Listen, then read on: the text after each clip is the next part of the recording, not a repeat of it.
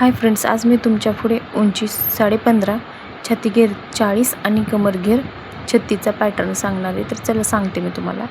तर हा बॅकनेकचा पॅटर्न आहे. त्यासाठी आपण गळा रुंदी 7.5 घेणार आहोत.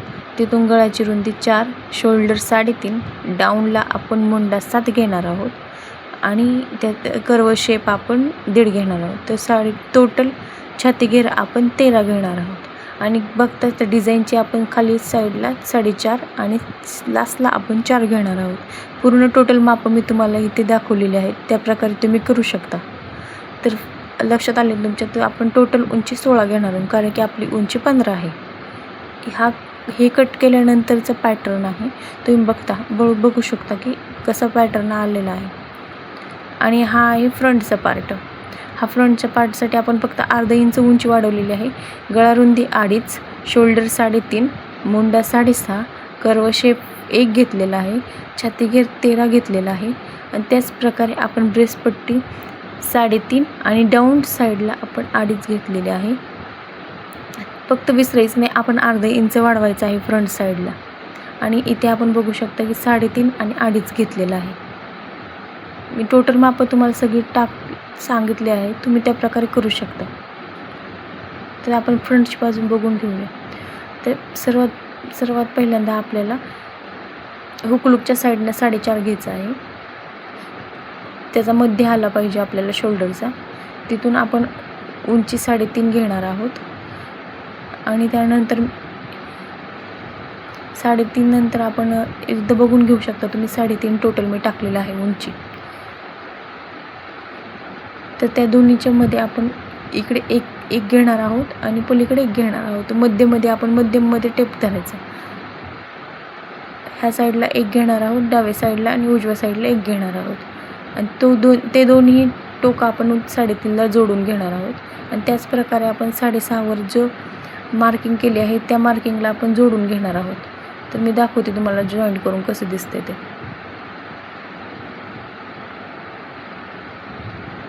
अगदी इझी आणि सोपी मेथड मी तुम्हाला सांगितलेली आहे.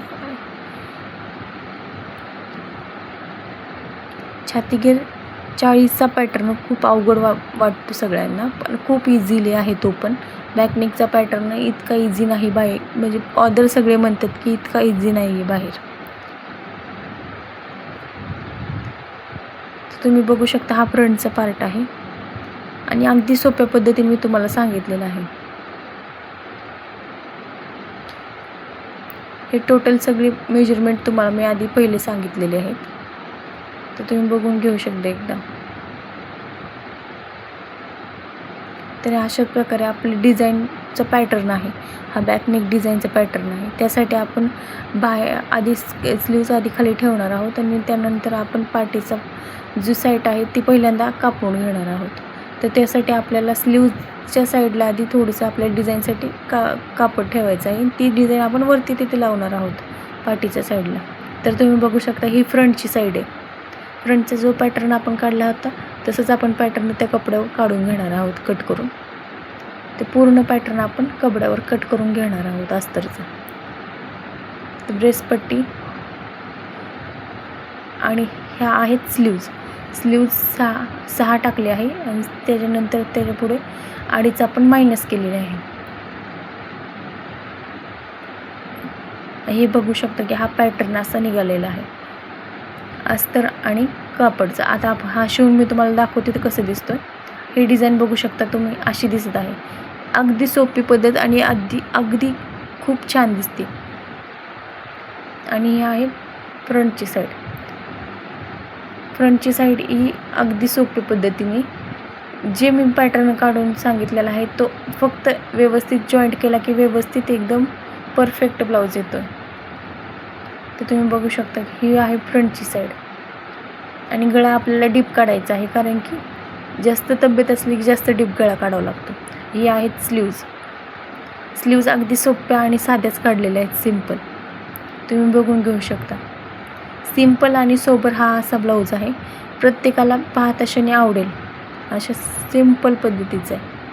आणि हे बघू शकता की तुम्ही जास्त मेजरमेंट असलं, जास्त मुंडा असले की अशा आपल्याला जॉईंट करावं लागतं बाहीला कापड. तर बऱ्याचशा लेडीजला माहीत नसतं की हे असं का होतं.